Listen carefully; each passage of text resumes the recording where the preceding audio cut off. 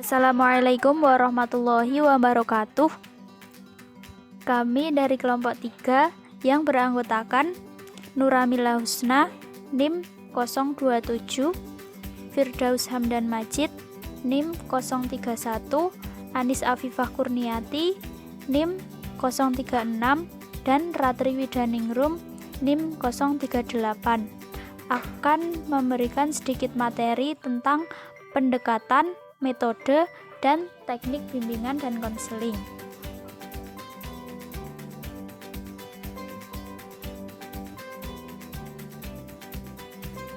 Adapun pendekatan bimbingan dan konseling. Apa sih pendekatan bimbingan dan konseling itu dan tujuannya untuk apa?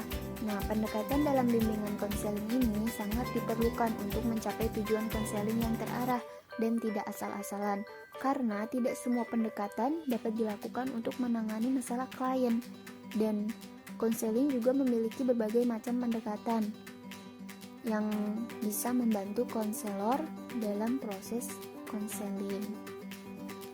Adapun macam-macam pendekatan bimbingan dan konseling ini ada 8. Yang pertama ada psikoanalitik, yaitu pendekatan yang berhubungan dengan gangguan kepribadian dan perilaku neurotis. Yang kedua ada behavioral, yaitu pendekatan perilaku di mana diterapkan dengan beraneka ragam teknik dan prosedur yang berakar pada berbagai teori belajar. Yang ketiga, eksistensial humanistik atau psikologi eksistensial humanistik ini berfokus pada kondisi manusia, terutama pada sikap. Yang keempat, client atau centered, metode perawatan psikis yang dilakukan dengan cara berdialog antara klien dengan konselor agar tercapai gambaran yang serasi antara ideal self dan actual self. Dan yang kelima ada pendekatan Gestalt, yaitu merupakan bentuk terapi perpaduan antara eksistensial humanistik dan fenomenologi, sehingga memfokuskan diri pada pengalaman klien here and now dan memadukannya dengan bagian-bagian kepribadian yang terpecah di masa lalu. Yang keenam ada pendekatan relational emosi terapi atau RET. Aliran ini dilatar belakangi oleh filsafat eksistensialisme yang berusaha memahami manusia sebagaimana adanya, dan RET ini bertujuan untuk memperbaiki dan mengubah sikap, persepsi, cara berpikir, keyakinan, serta pandangan klien yang irasional menjadi rasional, sehingga ia dapat mengembangkan diri dan mencapai realisasi diri yang optimal.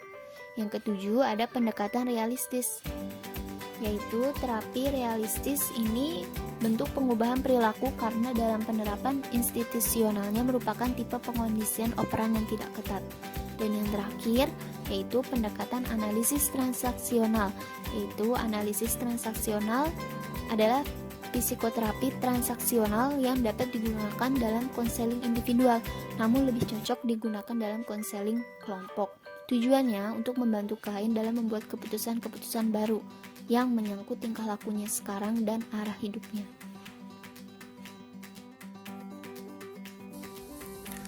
Metode bimbingan dan konseling. Metode dapat dikatakan suatu jalur atau cara yang harus dilalui untuk pencapaian suatu tujuan. Secara umum ada 2 metode dalam bimbingan konseling, yaitu bimbingan individual atau individual konseling dan bimbingan kelompok atau group guidance. Bimbingan individual adalah upaya pemberian bantuan yang diberikan secara individual, langsung bertatap muka antara pembimbing dan siswanya. Yang termasuk bimbingan individual yaitu konseling direktif. Dalam praktiknya, konselor berusaha mengarahkan klien sesuai dengan masalahnya. Selain itu, konselor juga memberikan saran, anjuran, nasihat kepada klien secara langsung tanpa melalui perantara apapun. Yang kedua, konseling non-direktif atau non-direktif konseling. Konselor hanya menampung pembicaraan dan mengarahkan. Klien atau konseling bebas berbicara tanpa ada paksaan dari siapapun. Metode ini tentu sulit diterapkan untuk siswa yang berkepribadian tertutup atau introvert, karena siswa dengan kepribadian tertutup biasanya hanya pendiam dan sulit diajak bicara.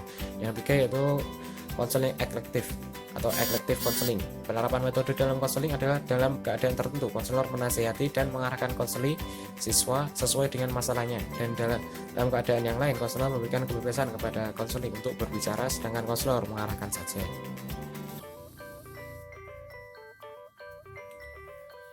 Nah, untuk yang kedua, bimbingan kelompok adalah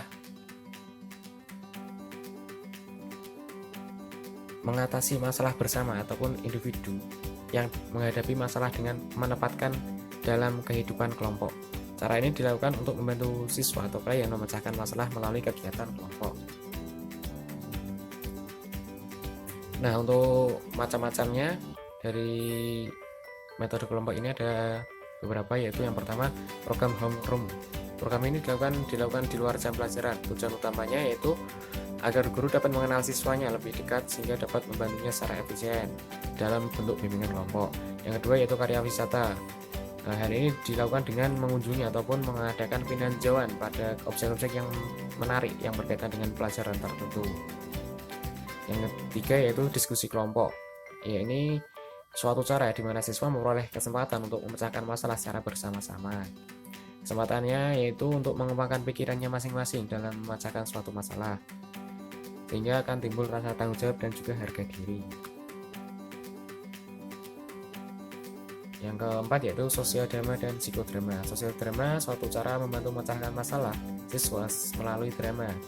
Masalah yang didramakan adalah masalah-masalah sosial, sedangkan psikodrama adalah upaya pemecahan masalah melalui drama yang berkaitan dengan psikis yang dialami individu. Yang kelima, organisasi siswa. Organisasi siswa khususnya di lingkungan sekolah ataupun madrasah dapat menjadi salah satu teknik dalam bimbingan kelompok. Melalui organisasi siswa, para siswa memperoleh kesempatan mengenal berbagai aspek kehidupan sosial. Mengaktifkan siswa dalam organisasi siswa dapat mengembangkan bakat kepemimpinan dan memupuk rasa tanggung jawab serta harga diri siswa.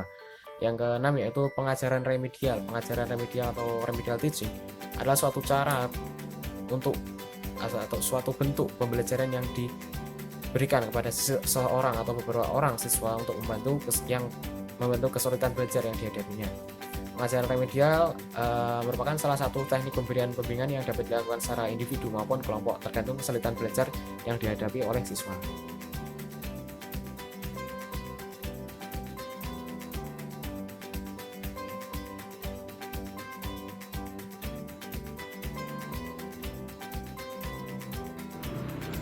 Macam-macam teknik dalam bimbingan dan konseling.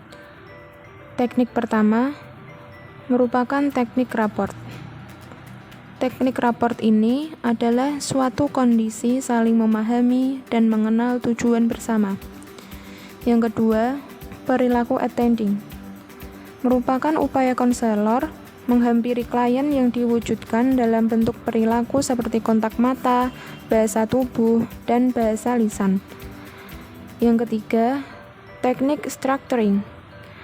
Proses ini merupakan proses penetapan batasan oleh konselor tentang hakikat, batas-batas, dan tujuan proses konseling pada umumnya, dan hubungan tertentu pada khususnya. Teknik yang keempat, ada teknik empati. Merupakan kemampuan konselor untuk merasakan apa yang dirasakan oleh klien. Merasa dan berpikir bersama klien dan bukan untuk atau tentang klien. Selanjutnya adalah refleksi perasaan. Suatu usaha konselor untuk menyatakan dalam bentuk kata-kata yang segar dan sikap yang diperlukan terhadap klien. Yang keenam, ada teknik eksplorasi, yaitu merupakan keterampilan konselor untuk menggali perasaan, pengalaman, dan pikiran klien. Selanjutnya ada teknik paraphrasing. Tujuan teknik ini adalah mengatakan kembali esensi atau inti ungkapan klien. Selanjutnya ada teknik bertanya. Konselor harus memiliki keterampilan bertanya, karena pada umumnya konselor mengalami kesulitan untuk membuka percakapan dengan klien, karena sulit menduga apa yang dipikiran klien. Selanjutnya ada dorongan minimal. Dorongan minimal ini diberikan kepada klien ketika klien menunjukkan tanda-tanda akan mengurangi atau menghentikan pembicaraan, atau pada saat klien kurang memusatkan pikirannya. Selanjutnya ada teknik interpretasi. Teknik ini merupakan sebuah usaha dari konselor mengulas pikiran, perasaan, dan perilaku atau pengalaman klien berdasarkan atas teori-teori tertentu. Selanjutnya, teknik mengarahkan. Proses konseling memerlukan partisipasi secara penuh dari klien dan hal itu harus ada ajakan dan arahan dari konselor. Teknik selanjutnya yaitu teknik menyimpulkan sementara. Dalam proses konseling, maka setiap periode waktu tertentu, konselor bersama klien perlu menyimpulkan pembicaraan agar pembicaraan maju secara bertahap dan sesuai arah pembicaraan. Selanjutnya yaitu teknik lead atau teknik memimpin. Sebagai konselor harus mampu memimpin arah pembicaraan sehingga tujuan konseling bisa tercapai secara efektif dan efisien. Selanjutnya teknik fokus, yaitu konselor yang efektif harus mampu membuat fokus melalui perhatiannya yang terseleksi terhadap pembicaraan dengan klien. Selanjutnya teknik konfrontasi, yaitu suatu teknik yang menantang klien untuk melihat adanya inkonsistensi atau tidak konsisten antara perkataan dan perbuatan, ide awal dengan ide berikutnya, dan senyum dengan kepedihan.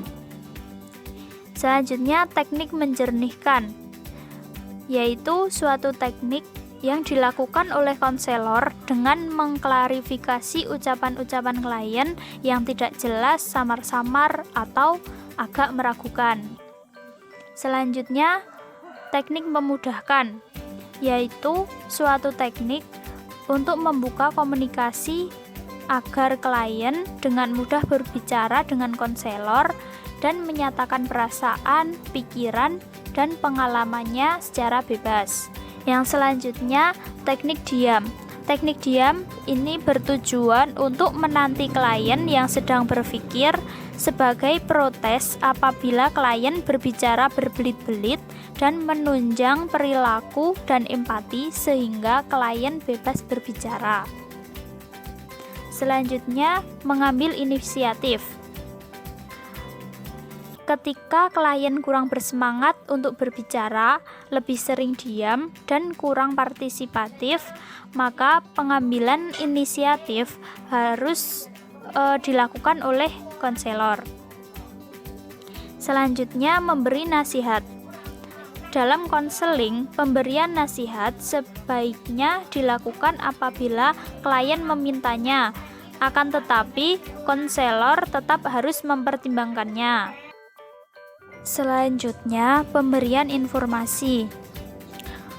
Konselor harus secara jujur mengatakan tidak mengetahui ketika tidak mengetahui suatu informasi, sedangkan klien memintanya. Dan sebaliknya, apabila konselor mengetahui, sebaiknya diupayakan agar klien tetap mengusahakannya sendiri. Selanjutnya, merencanakan. Menjelang akhir sesi konseling, konselor harus membantu klien untuk dapat membuat rencana suatu program untuk melakukan suatu tindakan guna memecahkan masalah yang dihadapinya. Selanjutnya, menyimpulkan. Pada akhir konseling, bersama klien, konselor membuat kesimpulan atau konselor membantu klien membuat suatu kesimpulan yang menyangkut bagaimana keadaan perasaan klien saat ini, terutama menyangkut kecemasannya akibat masalah yang dihadapinya. Yang terakhir, teknik mengakhiri atau menutup sesi konseling. Untuk mengakhiri sesi konseling dapat dilakukan konselor dengan cara mengatakan bahwa waktu sudah habis, merangkum isi pembicaraan, menunjukkan kepada pertemuan yang akan datang, dan lain-lain. Sekian dari kelompok kami. Kurang dan lebihnya kami mohon maaf yang sebesar-besarnya. Kami akhiri, wassalamualaikum warahmatullahi wabarakatuh.